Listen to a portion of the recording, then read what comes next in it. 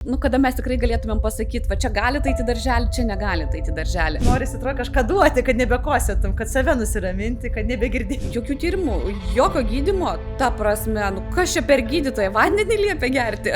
Norisi darželiam parodyti šitą informaciją. Slogavo, kosė, nuvežėm prie jūros ir tarsi per dieną visas tas kaip ranka nusėmė. Sveiki, šiandien laidoje kabinete pas gydytoją kalbėsime apie vaikų peršalimus. Tai tikriausiai čia visi tėveliai susidūrė su ta problema, kad 3 dienos darželėje, savaitę namie. 3 dienos darželėje, savaitę namie. Igne tikrai man neleisi meluoti, kad taip yra. Tai su manim kartu yra vaikų ligų gydytoja, vaikų onkohematologė Ignė Kairienė. Labas, Ignė. Labas, Greta. Tai tu turi 2 specialybės, taip? Taip, tikrai taip. Tai ir vaikų ligas, tai bendrai gali gydyti visus šitos su peršalimais, su logom, kosuliukais, temperatūrom ir to pačiu įmies ir tos hematologinių problemų. Taip, dažniausiai pediatrų specialybė tuo ir žavi, kad dažniausiai pediatrai turi 2 licencijas. Tai bendrosios pediatrijos plus subspecialybės, kas nori. Tai mano subspecialybė plus dar yra vaikų onkohematologinės ligos. Abi myli vienodai, ne? Sakyčiau, kad taip, nes turi būti vis tiek balansas tarp jų. Tai man tas labai patinka, kad iš tikrųjų stengiuosi išlaviruoti tarp jų abiejų ir tada tikrai nenuobodu dirbti būna. Ar pradžioje pokalbio, kai bandžiau pristatyti, apie ką šnekėsim, nesumelavau su to, kad, kaip sakiau, 3 dienos darželį ir savaitę namie. Būna taip, nesumelavai. Čia turbūt dažniausias tėvelių skundas konsultacijų metu, kad tikrai daktarė, gelbėkit, ką daryti, visiems atrodo, kad jie tokie vieninteliai ir kad tam vaikui jau yra vos imunodeficitas. Bet iš tikrųjų daugeliu atveju tikrai labai dažnai tai būna. Žinoma, negali sakyti, tikrai būna tokių vaikų, kurie darželį lanko, sklandžiai. Atvirkščiai, 2 dienos namie ir 4 savaitės darželėje. Bet didžiąją dalimi atveju būna tas tavo paminėtas pirminis variantas. Ir čia gal dar dažnai būna tas toksai, žinai, kai praeini tą metai ten 2 namie su vaiku, išbūni ir galvoji, dabar grįšiu į darbą, vaikas išeis į darželį ir tada žiūri kaip taisyklė. Tik išvedi vaiką į darželį, taip į tą darbą neišeini, nes gaunasi, kad pastoviai sergantis slaugyti namie reikia ir vis nedarbingume tenka būti. Tai čia yra viskas normalu. Svarbiausia, kad noriu pradėti nuo to, kad suprasite tėvai, kad tai yra normalu, kad čia jie ne vieninteliai tokie pasauliai, kad čia yra... Taip turi būti. Taip, kad ir kaip baisiai beskambėtų, tai yra visiškai normalu, nes skaičiuojama, kad vaikas, kuris pirmą kartą pradėjo lankyti darželį, jisai gali sirgti iki 12-14 kartų per metus. Tai taip paskaičiavus, taip ir gaunasi kartas per mėnesį arba netgi 2 kartai per mėnesį, bet čia mes kalbam apie tas kvėpavimo takų ligas ir dar kokie 2-3 kartai prisideda virškinamojo trakto ligos, tai tie vėmimai, viduriavimai, pilvo skausmai. Tai čia aš aišku tą maksimumą duodu. Tai, ką mes laikome normos variantų, žinoma, gali būti ir retesnis atvejis. Bet vėlgi labai svarbu, kad kokios tos yra ligos.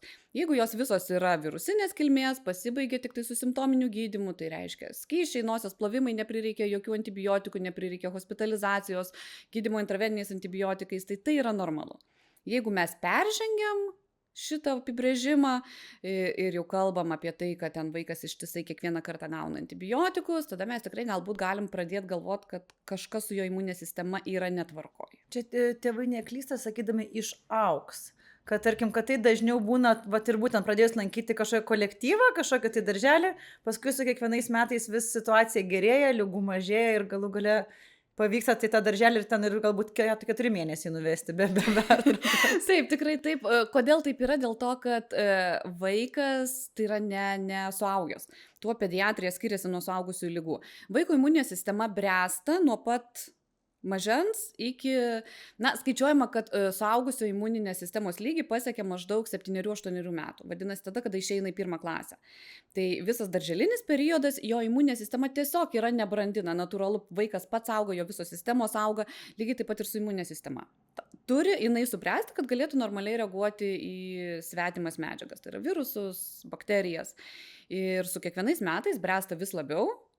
Ir natūralu, ir tų ligų už tai mažėja. Imunitetas formuojasi, tobulėja organizmas. Tikrai mūsų, taip. Jau sako, vystosi ne tik pats kaip žmogus, bet vystosi ir mūsų imunitetas. Taip, ne veltui sakoma, turbūt irgi susiduri, kad kai mes kalbam apie naujagimystę, sako, bobutės liepdavo pirmą mėnesį su vaikučiu niekur nesirodyti ir su svetimais žmonėm nekontaktuoti. Tai negali sakyti, kad tai yra liaudės išmintis. Tai yra pagrįsta tuo, kad naujagimio imunitetas yra visiškai silpnas, ypač pirmąjį mėnesį jis yra imlus bet kokiai infekcijai. Dėl to mes tikrai rekomenduojam pirmąjį mėnesį gyventi tam savo burbule, mama, tėtis, ir galbūt sveika močiutė, senelis. Viskas. Tai čia lygiai taip pat mes atsiduriam kalbėdami apie vaiko imuninę sistemą. Jis yra visiškai nebrandi naujagimuko ir toliau su kiekvienu mėnesiu, su kiekvienais metais jinai vis labiau bręsta.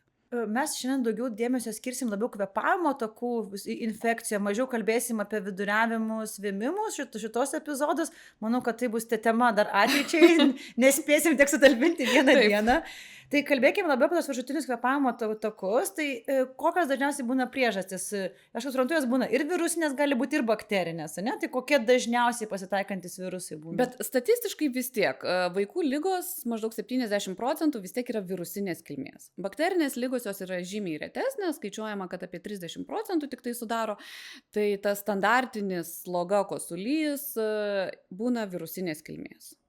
Tai tų virusų mes turim tikrai begalybę, ne visus mes juos nustatinėjam.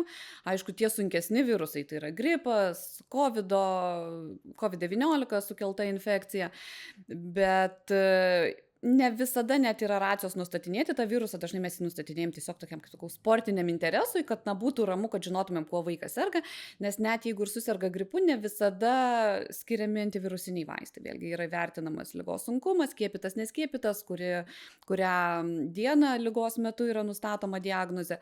Tai tokiu atveju, gydymas vis tiek lieka simptominis.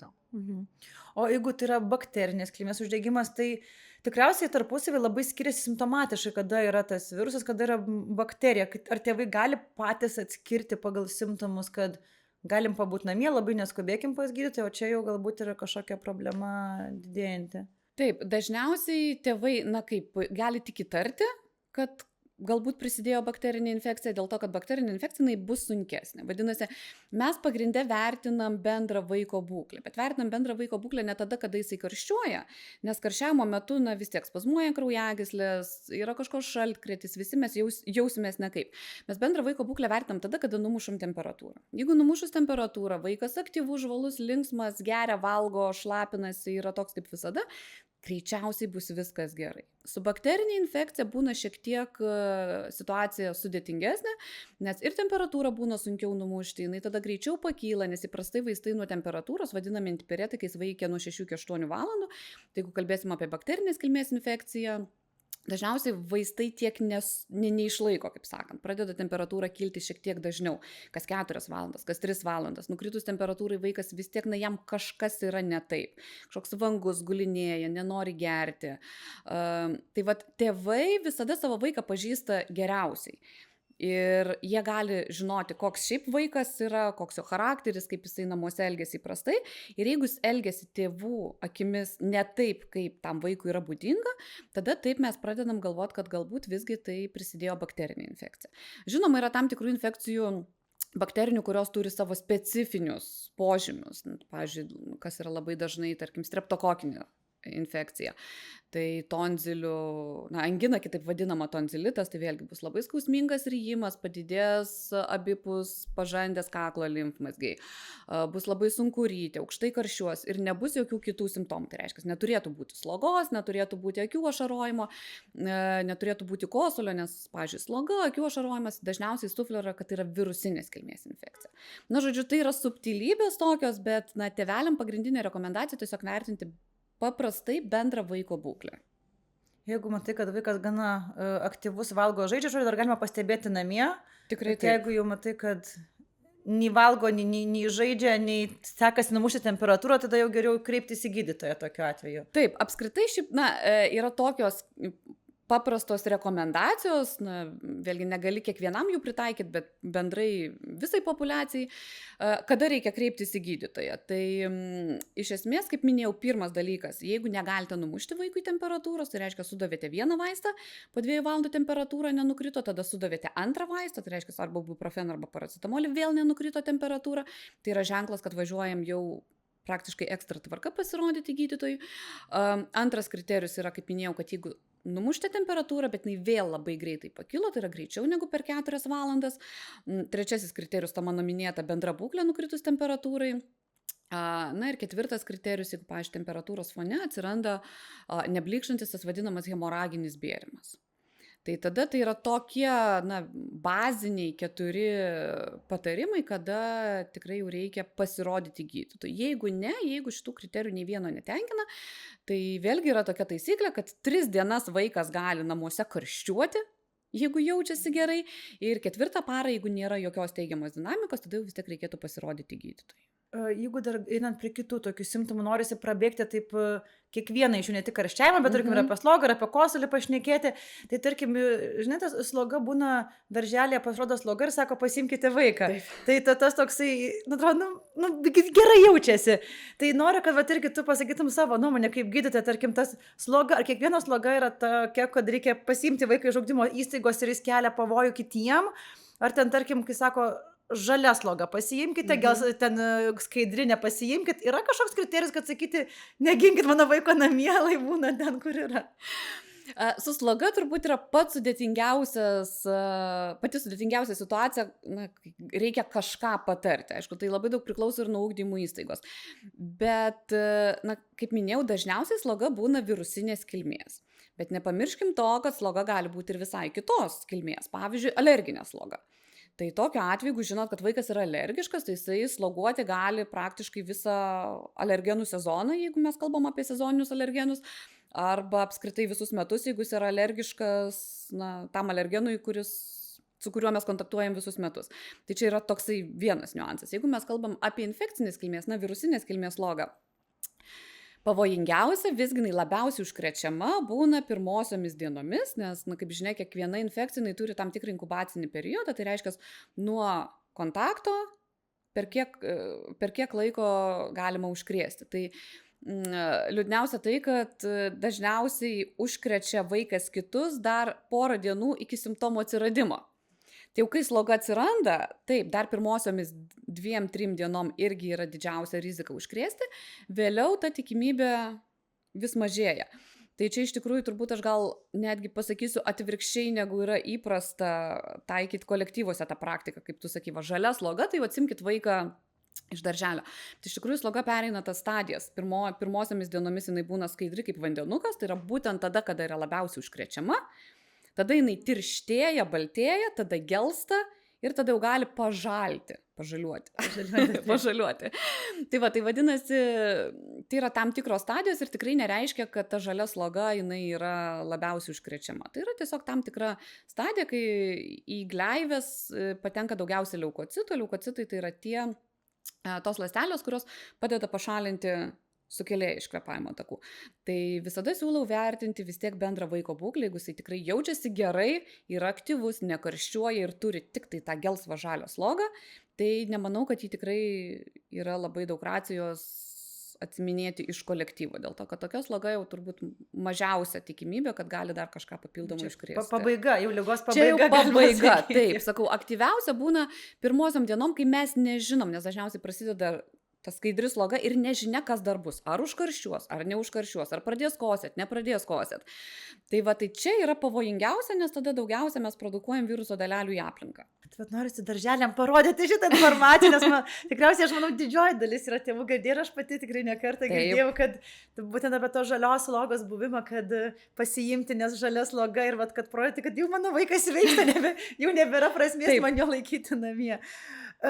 Jeigu vaikas neturi jokių kitų simptomų, tik tai sloga, kaip kalbėjom, gydymas yra kažkoks reikalingas, tarkim, nosies plovimas kažkoks rekomenduotinas, vis tiek yra kažkokie lašiukai nosį reikalingi? Nosies plovimas rekomenduotinas. Tai yra kertinis slogos gydymo turbūt momentas šitoj vietoj, nors ir sakoma, kad kaip ten gydoma sloga praeina per savaitę, negydoma per 7 dienas, bet iš tikrųjų, kuo mes labiau išplausime nosį, tuo greičiau liga praeis, nes apie vaikus kalbant, jų skiriasi šiek tiek kvėpavimo takų anatomija.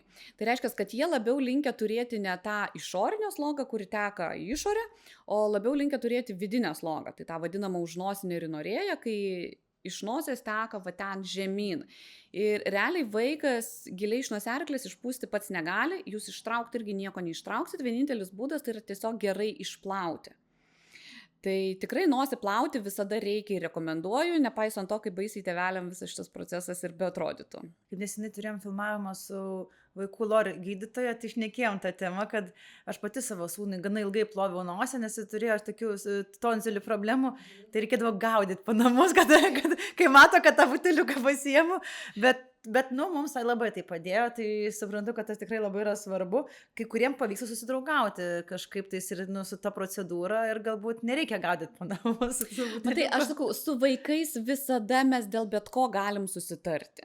Ta prasme, tiek dėl to paties kraujo ėmimo, nes dažniausiai, kai kabinete ateina tėveliai su vaikais, tai tas kraujo ėmimas visada yra žymiai baisesnis tėvams negu vaikui. Na, su vaiku mes viską jam galime apžaisti, parodyti prieš tai, knygutę apie tai paskaityti, filmuką pažiūrėti, paaiškinti, kam to reikia.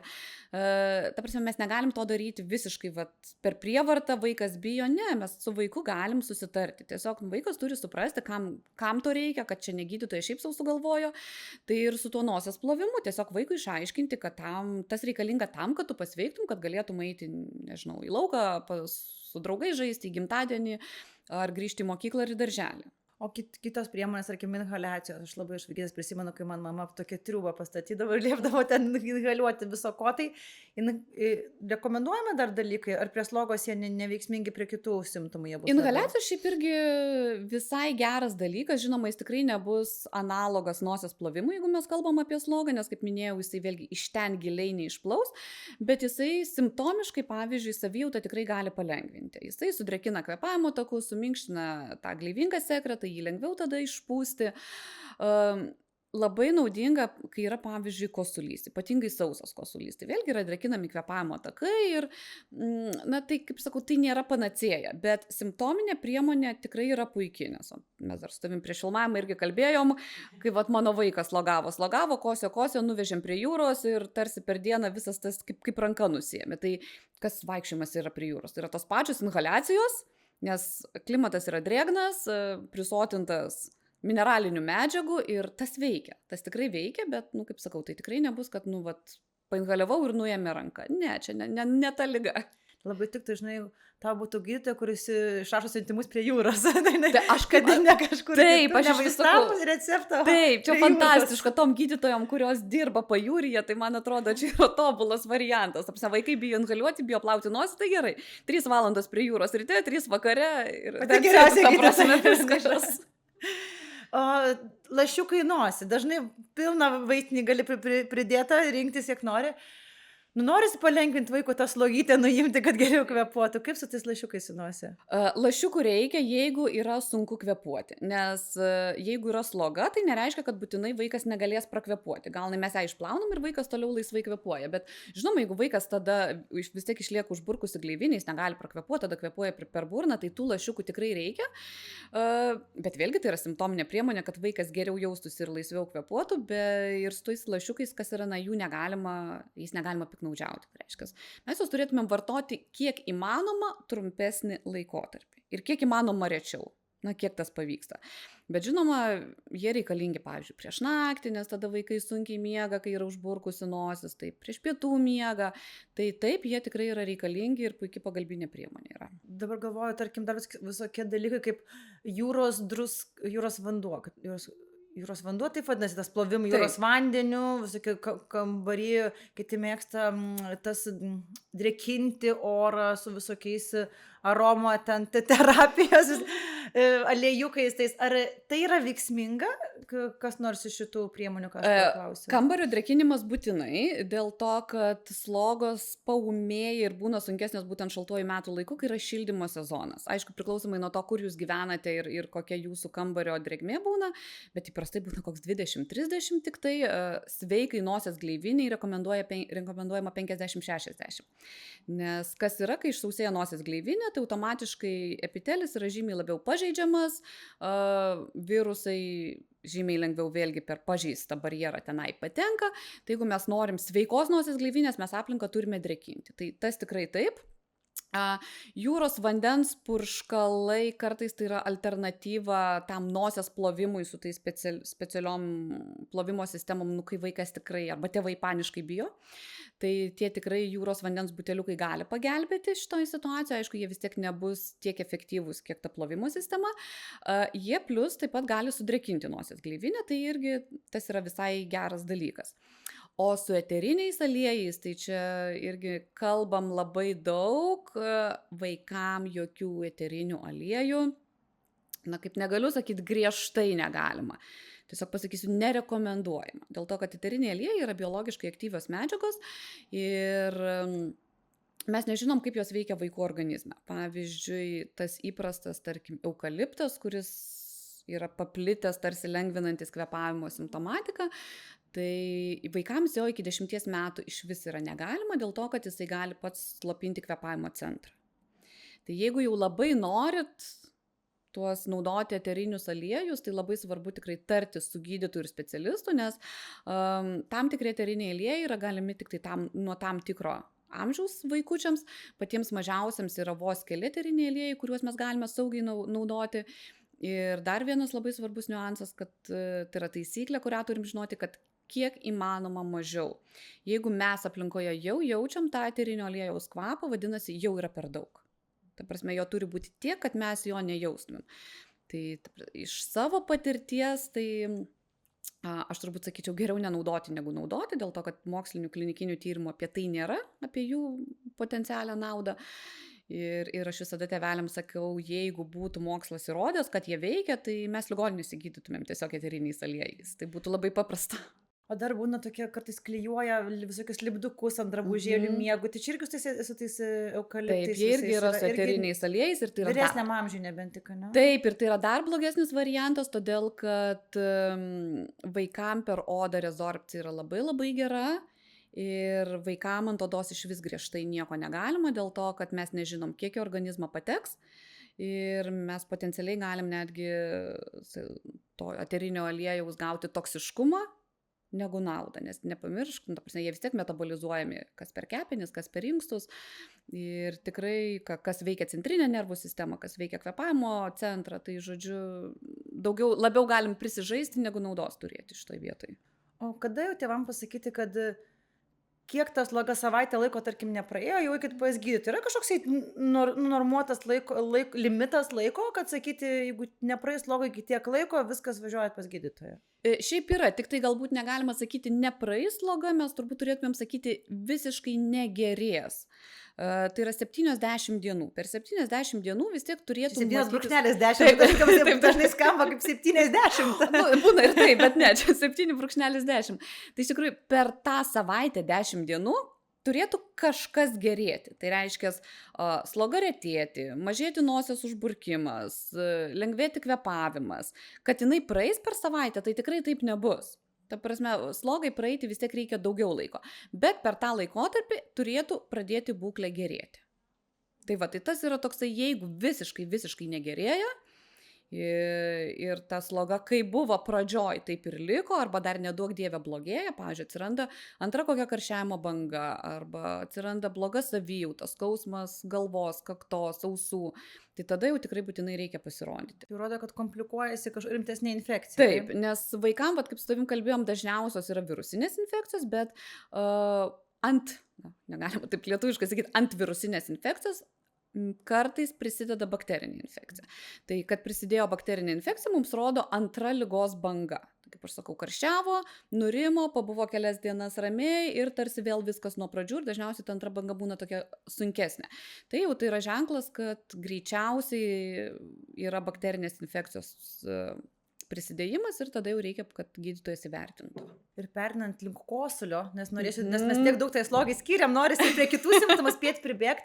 Tai dažnai būna, tėvai pastebi, kad kai vaikas sloguoja, tarkim, atsigulus, einant miegoti, naktį pradeda kosėti. Sako, dienos metu nekosė, visą naktį prokosė. Tai čia kažkaip susijęs su slogos buvimu, tas kosulys. Taip, vienareikšmiškai. Čia mano ta minėta užnosinė rinorėja ir vaikams dažniausia kosulio kilmė yra sloga. Kad ir kaip tai juokingai beskambėtų, tas tikrasis, ko tėvai bijo, bronchitas, plaučių uždegimas, esant vien tik tai kosulį, bus žymiai retesnis pasireiškimas negu sloga. Tai kaip minėjau, vaikams sloga išbėga ne čia, o bėga tenai, kai mes atsigulam, automatiškai pagerėjo nuvarvėjimas ten gilin į kvėpavimo takus, dirginamas kosulio refleksas ir dėl to vaikai kosti, ypatingai naktį arba po miegų. Neįsigąsti to tokio žodžio. Tikrai ne. Naktį. Ir toks, žinai, standartinis klausimas, tai jau dabar atsimk nuo darželio, nes vis tą ribą norisi pagauti. Kosulys jau yra tas, kad sakytum, nekalbant apie tą naktinį kosulį, bet toks jau, kad jeigu vaikas jau ir dienos metu pakosti, jau sakyčiau, toks jau rimtesnės infekcijos požymis, kad sakyti jau... Keliaujam vaikelį namo. Aš labai norėčiau, kad būtų, sakau, kažkokie guidelinesai, kada mes tikrai galėtumėm pasakyti, čia gali tai į darželį, čia negali tai į darželį. Be abejo, kosulys yra tos pačios virusinės infekcijos išraiška, bet grįžtant ir kaip pradžioje kalbėjom, jeigu vaikas jaučiasi gerai, jeigu jisai nekarščiuoja, jeigu tai jau nebėra pirmosios ligos dienos ir tiesiog yra tas kosulys, nėra turbūt labai didelio skirtumo, ar yra tik sloga ar sloga plus kosulys. Jeigu tas kosulys, žinoma, riboja vaiko kasdienę veiklą, jeigu jisai jį trikdo, jam yra sunku, jeigu nedaug dievėm kosint skauda, arba atsiranda apsunkintas įkvėpimas arba iškvėpimas, tada taip, vienareikšmiškai jau eiti į darželį jisai tikrai negali, reikia žiūrėti, kas darosi, nes turbūt mes jau tada kalbam apie bronchitą, kartais gali būti ir kvėpavimo takų obstrukcija, tai reiškia bronchų susiaurėjimas, kai apsunkintai deguonis patenka, bet jeigu tas kosulys vaikui nei šilta, nei šalta, nes kaip žinia, kosulys labiausiai nervina tėvus, bet ne vaikus, tai, turbūt vėlgi aš įvertinčiau, kuri yra ligos fazė, ar tai yra pirmosios dienos, pirmosiomis dienomis, kaip minėjau, galbūt verta jį ištraukti iš darželio, bet jeigu tai yra ligos jau eina 5, 6, 7 diena ir vaikas jaučiasi gerai, aš nemanau, kad yra kažkokių didelių kontraindikacijų įėjimų į darželį.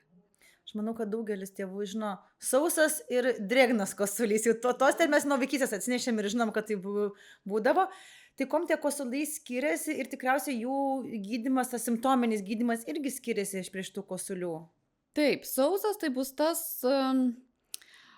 neproduktyvus, tai reiškia, kai kvėpavimo takai yra dirginami, bet nieko negalima atsikosėti. Tai sausas jį daugiau sukelia turbūt pačių kvėpavimo takų gleivinės dirginimas, gerklų dirginimas, taip dažnai gali pasireikšti laringitai.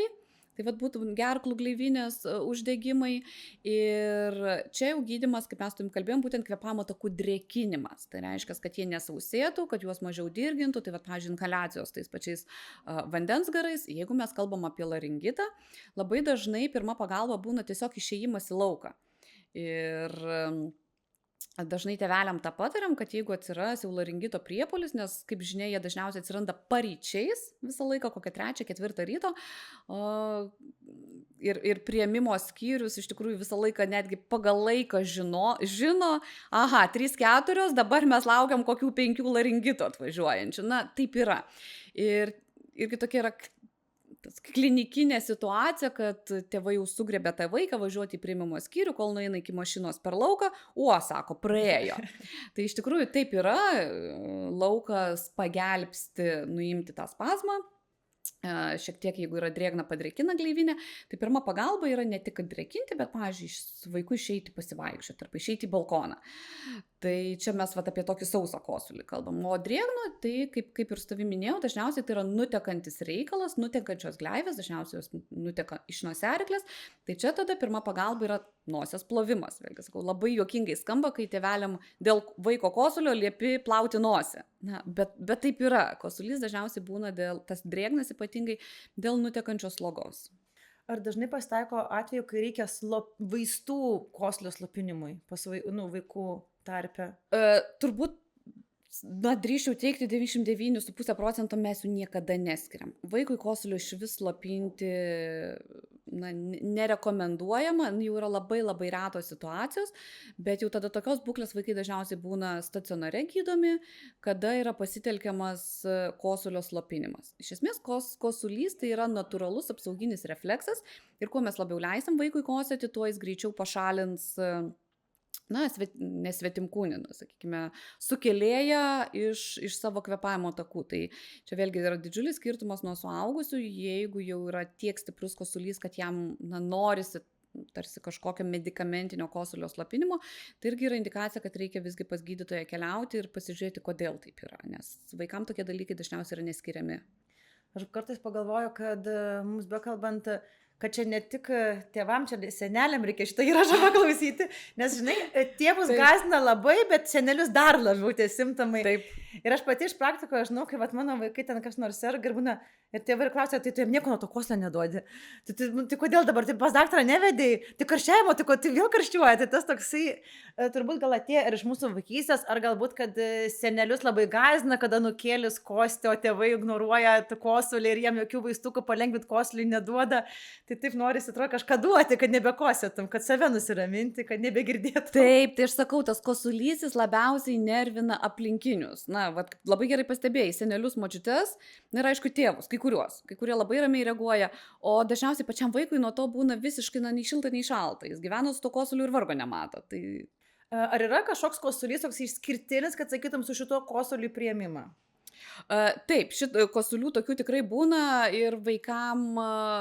jie pakankamai greitai pasireiškia tokios situacijos. Tai tada mes kalbam apie tą vadinamą arba obstrukciją, arba stridoras. Stridoras tai yra, kai susispazmuoja viršutiniai kvėpavimo takai ir vaikas tiesiog negali įkvėpti, tai tiesiog girdisi apsunkintas įkvėpimas, toksai cypiantis su garsu. Dažniausiai vaikas būna net ir odos spalva, jo kinta, na toksai vos ne kaip springimas. Obstrukcija būna, kai spazmuoja apatiniai kvėpavimo takai, tai tada iškvėpimas būna toks sunkus, irgi su garsu, lygiai taip pat, nu vis tiek tada kinta bendra vaiko būklė. Dažnai tada kvėpavimą pradeda dalyvauti pagalbiniai raumenys. Na, tada mes kalbam apie kvėpavimo funkcijos nepakankamumą. Vadinasi, tėveliai gali matyti, kaip įsitraukinėja tarp šonkauliniai raumenys, įsitraukinėja stipriai pilvas arba nosies va šitie sparneliai labai juda. Kartais va sunkiais atvejais netgi va šita duobutė labai giliai į vidų eina. Na, tai jau rodo, kad vaiko būklė tikrai yra sunki ir į priėmimą jau reikia važiuoti nedelsiant. Tai čia tokie pagalbiniai, na, tokie vat, simptomai, kuriuos tėveliai gali pamatyti. Būna, žinoma, dar kosulys, dabar ypatingai aktualu kažkaip šiemet Lietuvoje pas mus yra labai siaučiančios atipinės bakterinės infekcijos, tai gal dauguma tėvelių jau yra susidūrę. Tai toksai kosulys, jisai būna tikrai kitoks, negu mes su tavim prieš tai kalbėjom. Jisai būna šaižus, jis būna labai varginantis, jisai būna priepuolinis, kartais toksai netgi iki vėmimo ir būna kosti ir tada giliai taip tarsi įkvepia su tokiu, na, pagilintų įkvėpimu. Ir vat, kai toks kosulys vargina patį vaiką, irgi labai akivaizdžiai matosi. Tai čia vėlgi, kaip mes su tavim kalbėjom, yra kosuliai, kurie vaikam visiškai jokios įtakos jų bendrai savijautai neturi, ir yra tokie kosuliai, kur matosi, kad vaikui yra blogai, kad jisai jį vargina, jis negali valgyti, jis negali žaisti, jis negali gerai jaustis. Tai irgi yra ženklas, kad reikia būtinai vykti, na, galbūt ne iškart į priėmimo skyrių, bet bent jau pas gydytoją savo, tai būtina pasirodyti. Čia toksai galbūt dažnai galvoja tėvai, kad kosulys yra lygu plaučių uždegimas. Taip. Tai...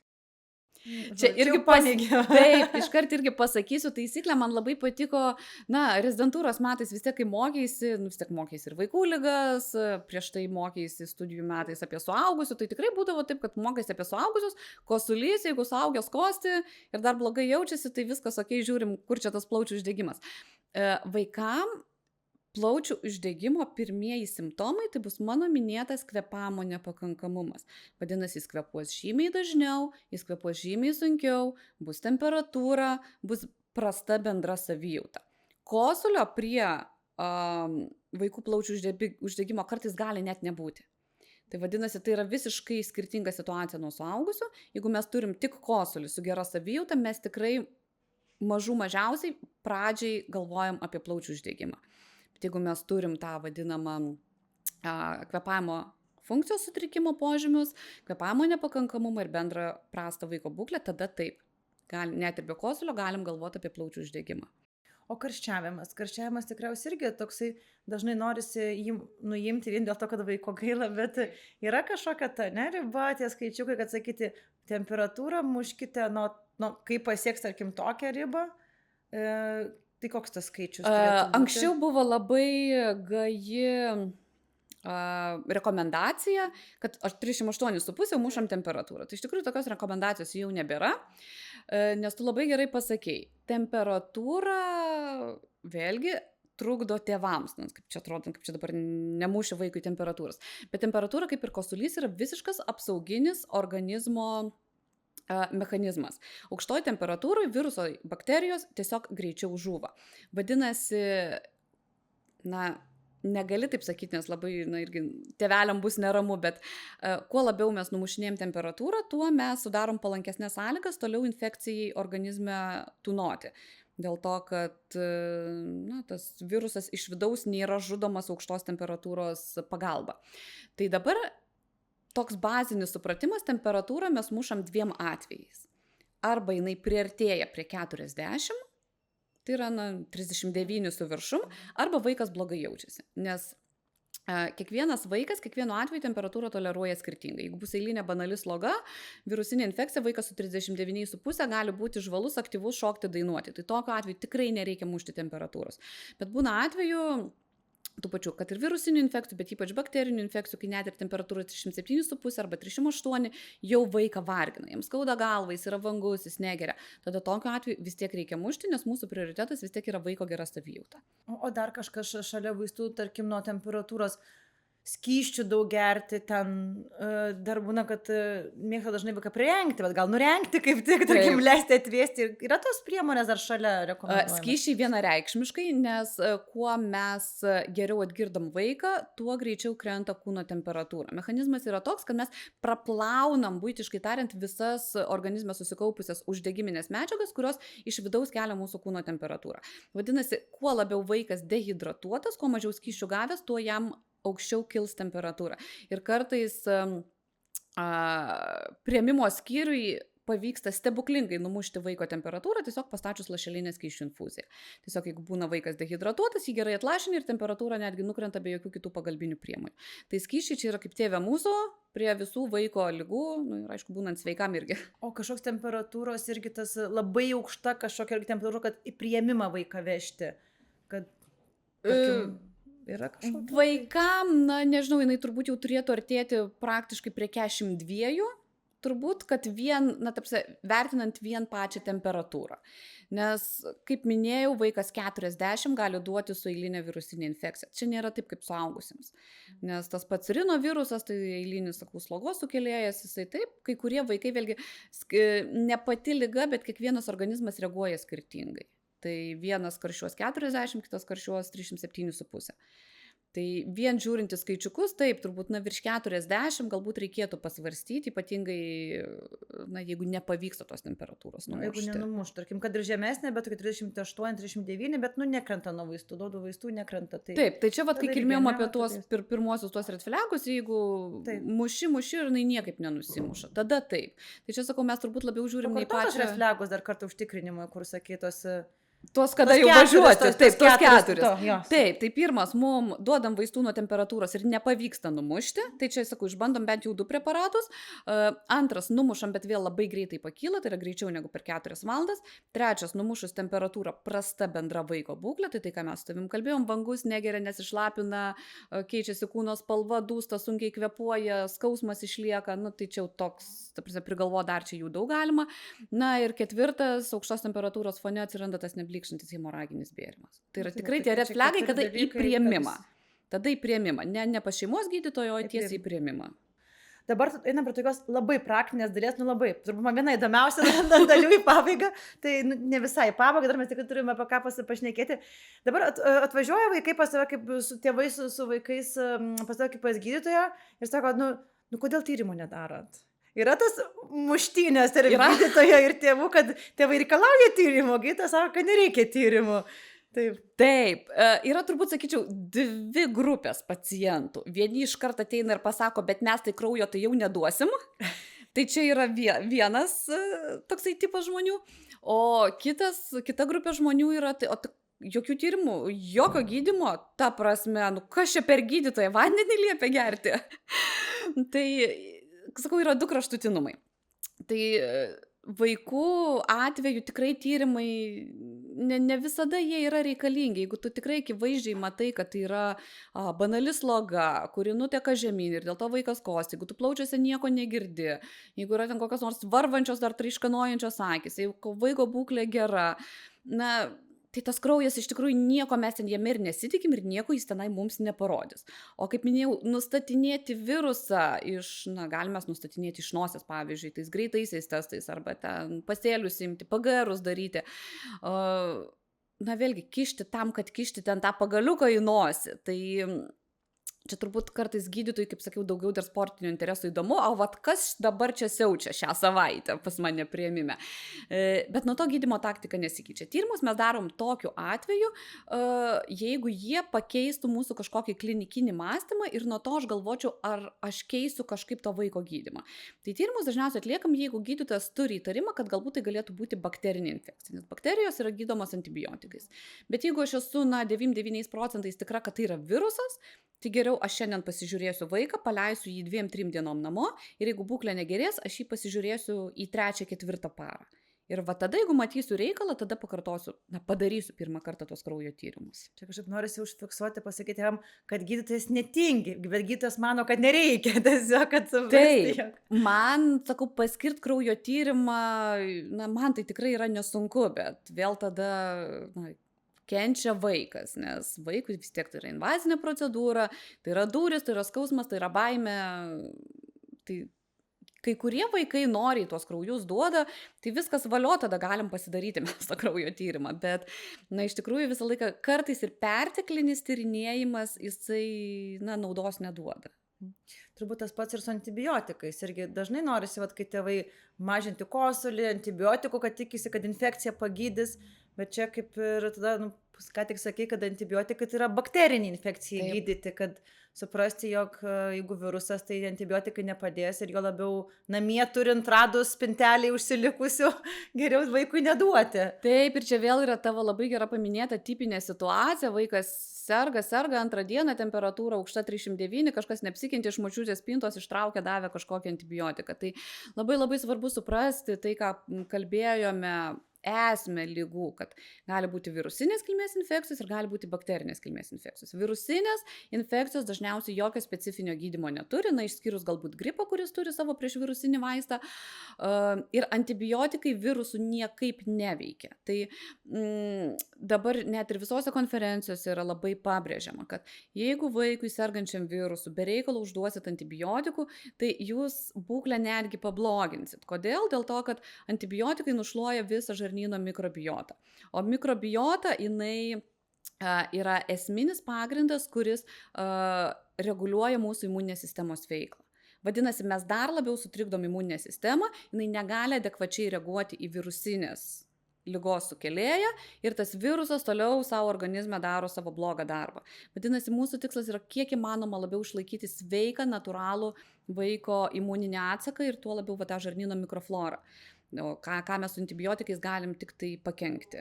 O kitas dalykas, žinai, kai vaikas serga, vaikas karščiuoja ir pasakai seneliam, kad eini su juo į lauką, būna užgriebę už galvos, sako, kur tu sergantį vaiką tempi? Tai kaip ten su tuo lauku, sergančiam vaikui, karščiuojančiam?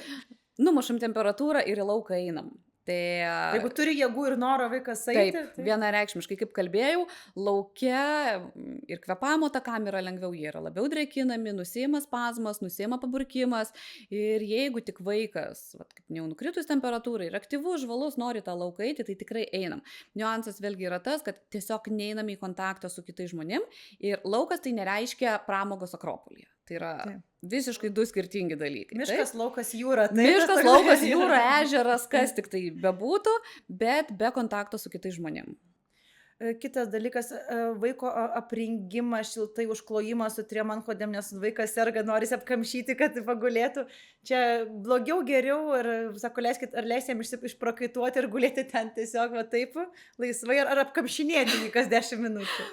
Žiūrim pagal fazę, nes kai yra karščiavimas, tai pirmiausia spazmuoja kraujagyslės, kai temperatūra kyla, tada vaikui būna šalta. Tai tokiu atveju taip mes apkamšome, bet paskui ateina ta fazė, kai jau kraujagyslės išsiplečia tam, kad temperatūrą pašalintų. Na, taip sakant, kad ten greičiau jinai išgaruotų. Ir tada vaikui būna karšta. Tai tada tokiu atveju tikrai nereikia jo kamšyti, reikia kaip tik nukloti, nes tada greičiau ta temperatūra išgaruos. Kaip čia pasakyti, tai kartais yra taikomas ir tavo paminėtos tos fizinės priemonės, kada galima šiek tiek, jeigu tikrai yra aukšta temperatūra, drėgnu kažkokiu rankšluostuku sudrėkinti tam tikras vietas, kad greičiau vaikas pats atvėstų. Bet žodžiu, visą laiką kamšyti tikrai nereikia vaiko, nes jis negalės paprasčiausiai išgarinti tos kūno temperatūros. Jeigu šeimoje yra daugiau vaikų, vienas vaikas susirgo, yra kažkokių būdų apsisaugoti, kad dabar nepraeitų grandinėlė. Ir seneliai visada yra, bet tada grandinėlė seneliam nueis. Žinoma, reikia stengtis palaikyti kiek įmanoma mažesnį kontaktą, bet aš suprantu, kad tai skamba visiškai paradoksaliai ir neįmanomai gyvenant vienuose namuose. Tai lieka kas? Geras namų vėdinimas, rankų plovimas, rankų dezinfekcija, paviršių valymas. Per COVID šiaip tikrai buvom labai, labai gerai visą tą išmokę. Tai ta higiena, kuri buvo prie COVID, jinai galioja ir bet kokiai kitai virusiniai infekcijai. Tai va ir į lauką einam, ir kambarius vėdinam, ir rankas plaunam. O jeigu dar vaikštom su kauke, tai iš vis yra tobula, bet, kaip sakau, namuose turbūt irgi tas sunkiai yra įmanoma. Yra dar kažkokių tai priemonių, kad stiprinti, jog vaikas mažiau sirgtų, kažkokie vitaminai, papildai, grūdinimas, yra kažkokie va tokie? Yra labai geros priemonės, tai irgi aš turbūt nemažai jų išvardinsiu. Tai pirmiausia, subalansuota mityba, tada miegas labai svarbu, gera psichologinė atmosfera namuose, tai yra, kad vaikas nejustų streso, 3 yra ketvirtas fizinis aktyvumas, 5 ėjimas į lauką, 6 rankų higiena, 7 skiepai, 8, jeigu mes kalbam apie pačius mažiausius, tai yra maitinimas motinos pieno bent jau 6 mėnesius. Rankų higiena mokymą jau turbūt minėjau. Tai va, tai žodžiu, išvardinau tas priemonės, kurios dažniausiai irgi tėveliams mažiausiai patinka, nes jis yra sunkiausiai gyvendinti, bet nėra tikrai jokios priemonės, jokios sirupo, jokios piliulės, kuri paimtų ir sustiprintų imuninę sistemą. Kodėl? Grįžtam į pačią pradžią pokalbio, imuninė sistema bręsta vaikui nuo naujagimystės, einant iki mokyklinio amžiaus. Na ir niekaip mes 2-metinuko imuninių ląstelių nesubrandinsim iki to 7-mečio lygio kažkokia piliulė. Tam turi ateiti laikas. Tai mes galim tik tai padėti palaikyti normaliai imuninės sistemos veiklą. Tai, kaip sakau, neduoti antibiotikų tada, kada jų nereikia, subalansuota mityba tam, kad mūsų žarnyno mikrobiota darniai veiktų ir galėtų padėti imuninės sistemos ląstelėm daryti savo darbą. Iš papildų, tai yra tai, ką tikrai visi Lietuvoje gyvenantis vaikai turėtų gauti, tai yra žuvų taukai ir vitaminas D. Taip, tai yra lygiai 2 papildai, kuriuos tikrai reikia gauti visiems vaikams. Visais kitais atvejais jau yra individualus reikalas, dabar yra labai daug mokslinių naujovių ir žinių apie beta-gliukanus, turbūt irgi yra labai girdėtas tas reikalas ir vaistinėse tų beta-gliukanų preparatų pilna. Tai aš iš savo pusės visada rekomenduoju maistinės mieles, tai yra natūralus produktas, kurį vaikas gali gauti kaip su maistu ir tie beta-gliukanai yra įrodyta, kad šiek tiek padeda moduliuoti imuninės sistemos veiklą. Ką reiškia moduliuoti, tai nei stiprinti, nei slopinti, palaikyti jos darnią veiklą. Tai va, o šiaip kažkokių kitų stebuklingų papildų dėje neturim. Aš galbūt čia pabaigai norėčiau pasakyti, kad Labai norėčiau palinkėti, kad prie jūros važiuotumėt poilsiauti, o nesigydyti su vaikais, bet jeigu nutinka taip, kad visi gydytojai siunčia gydytis prie jūros, nu, tai irgi nėra jau taip blogai, supraskim, kad, kaip Ignė ir sakė, kad tai yra natūralus procesas, kuomet bręsta vaikų imunitetas, tai išsigąsti ir galvoti, kad esat išskirtiniai tokie, tai tikrai taip nėra, visi tą praeinam, praeisit ir jūs. Ačiū tau labai, Ignė. Ačiū, Greta, už pokalbį.